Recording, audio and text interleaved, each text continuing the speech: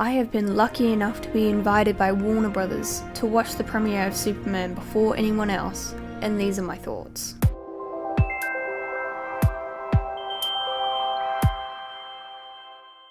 Hello everyone, Chloe Bear here. If you haven't watched my previous video before, you will know how excited I am to watch this film.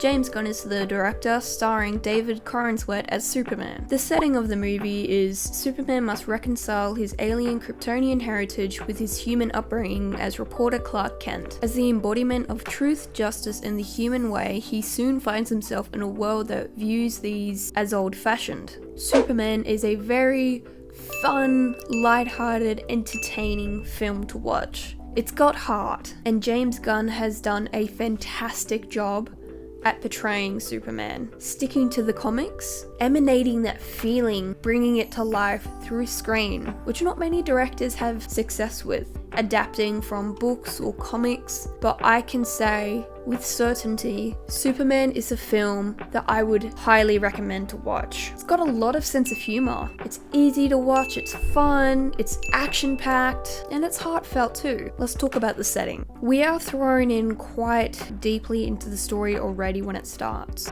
Superman has just lost a battle for the first time. To put it at the opening scene of a movie, it's a bold choice. Sure, it does grab attention, but it does lose that conviction when you right off the bat show that Superman can be defeated. Like it's that easy. Because it's manageable, it can be done, but it's not supposed to be easy. So I do really respect James Gunn's decision to make sure that he wasn't this all-powerful being, and he shows that he's got a weakness, kryptonite, and that he can be defeated. But I do feel like he could have just pushed it a little bit more with his strength. I felt like there was too many times that I watched Superman get beaten. Going off from that, again at the start of the film, Clark is already working at the Daily Planet and is in a relationship with Lois Lane. She knows he is Superman. So there is no storyline about Lois Lane finding out that he is Superman, which I think was a good decision, because that in itself is a really big thing to write. However, saying that, we start off with Clark and Lois in a 3-month relationship, and the romance is stunning. It is soft, it is pure, and it is passionate. That passion for each other was so lovely to see. They have such strong chemistry. The cinematics were beautiful. There were some really beautiful shots. And the colour of this film is very bright. You've got vibrant colours that stand out. The overall cinematography for this film is very bright and vibrant, and I think it was stunning. Let's talk about the language level and dialogue. It is very easy to follow along this movie. I do feel like at certain points in the movie, the dialogue was a little too simple, like it was on autopilot. Sometimes I do feel like the conversations didn't progress that deeply. It felt a little programmed almost. Not saying all the language was like that, but at certain points. Let's talk about Lois Lane. Rachel Brosnahan, I hope I'm saying her last name right, plays Lois Lane in Superman Look Up. Lois is smart, she's driven, and she's loyal. And what I loved most about Rachel's portrayal of Lois Lane is that even though she's in a relationship with Clark Kent as Superman, she doesn't let that fact cloud her judgment. She's very clever as well because she knows how the media thinks. This scene where Lois is interviewing Clark as Superman, she goes in. She goes hard. And a comment I saw on the previous video when I was reacting to the trailer for this film, and I found super interesting. One person commented that Lois was doing this for him because she knows how the public can twist his words. If he is unable to back himself and clarify his actions and his words, it is so easy for the public and media to turn against him. And she tested him on that, and he, at first, couldn't handle it. Let's talk about Lex Luthor. Nicholas Hoult plays him, and he does a fantastic job. Nicholas brings a very balanced energy to the role. He is calculated, clever, a very envious person, which is what drives Lex Luthor's hatred towards Superman. Now, what I loved about Lex Luthor in this film, in some strange way,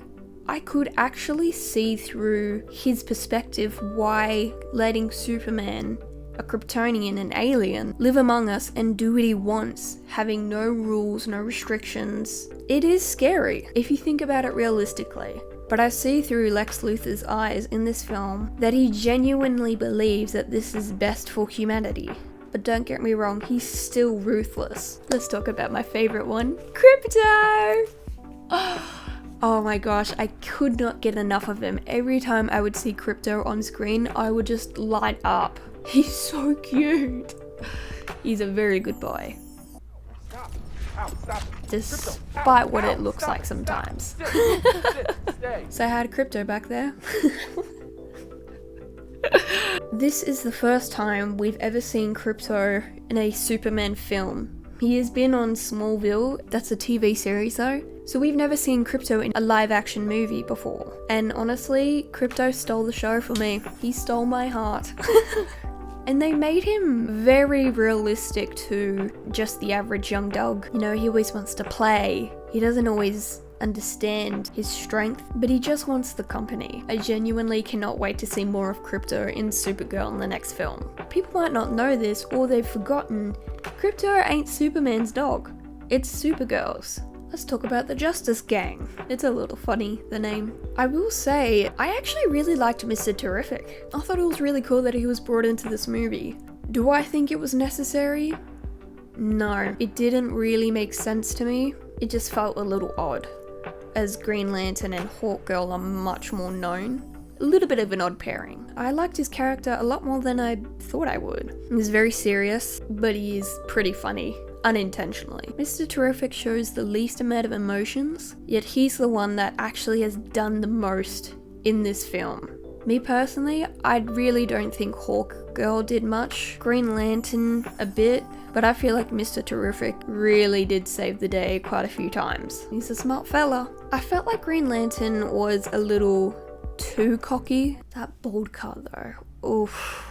I wasn't a fan of the haircut. Quote unquote from Lois, that haircut should be illegal.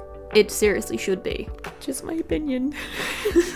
And I was quite surprised with the lack of empathy from Hawkgirl. I was expecting a lot more from her. I was expecting more honor. She was more than happy to let Superman rot in a pocket dimension. Same as Green Lantern. He had no issues letting Superman, his friend, rot in a pocket dimension. But still, the lack of empathy was a little bit disturbing. For these so-called heroes, I do feel like Green Lantern and Hawkgirl really lacked character depth. Green Lantern is careless and cocky. Me personally, I wasn't a fan of Hawkgirl and Green Lantern that much. I was kind of sad that they cut out the scene between Mr. Terrific and Crypto when they've shown this clip, but it wasn't in the movie, where Crypto's jumping up and down happily and Mr. Terrific, he's like, yeah, yeah. That wasn't in the film. They cut that. Added more character depth to Mr. Terrific. It was a little bit more of a light-hearted moment of his that should have been seen. I have not forgotten David Corenswet as Superman. Let's talk about him. I'm kidding. He was fantastic. David's portrayal of Superman couldn't have been any better. He's got the looks, he's got the personality, he's dorky and fun, and he cares a lot. He puts others first, no questions asked.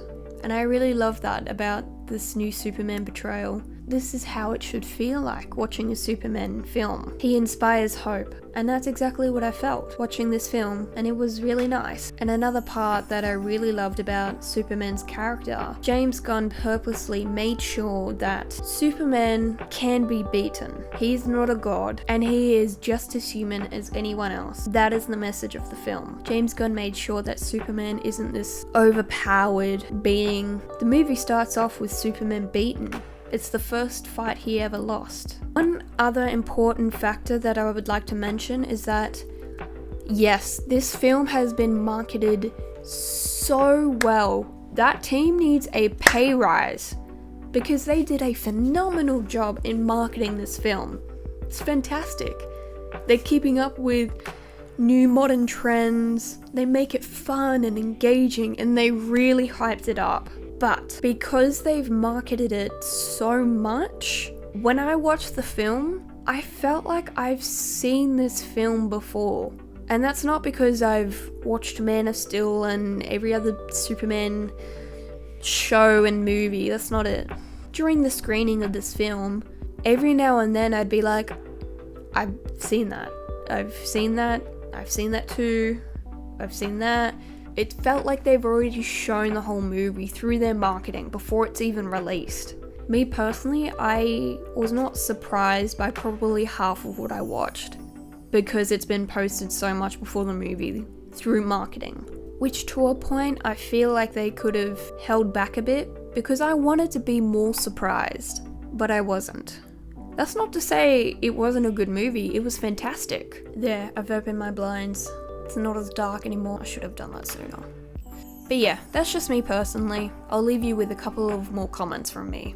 I thought it was really cool, that reveal. Ultraman was a clone of Superman, but I was very surprised about that. I thought Jimmy Olsen was very funny, and his interactions with Eve Tessmacher, that was quite funny.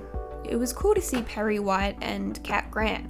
Kind of thought I would see more of them though. Barely got much of either of them. I feel like it could have been shown a bit more how valuable they are to the Daily Planet, how good they are at their jobs, but hey, that's just me. And we have to talk about that cutscene. Supergirl! God, I was watching that cutscene. I think my heart stopped for a second. I was so excited to see that. Millie Alcock, I knew she was going to be in it. I had a feeling, it did spoil it for myself, but it was just a cameo. I can tell that she's going to be very different than what I was expecting. And it has been rumored that when we watch the Supergirl film, at the start she's going to be a complete mess. But she was reunited with Krypto, and that was very funny to see.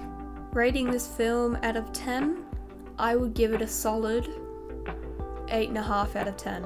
I really enjoyed the film. It's just a fun, entertaining, action-packed film to watch. I loved Krypto. I couldn't get enough of him. Is Superman look up better than Man of Steel? Yes. Yes, it is. But what I will leave you with is that you respect the past and embrace the future. Superman comes out July 11. Please go see it. You will not regret it.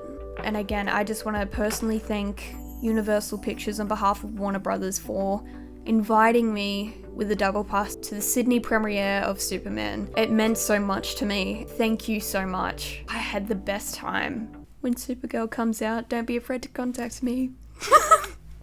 Let me know what you think of the new film in the comments down below. I really do think that this is the reboot that DC needed, and it's heading in a good direction. I am happy to inform you all, DC is back, and what a way to start it with a bang with Superman. Next up will be Supergirl. I'll see you guys later. This has been Chloe Bear. Peace out.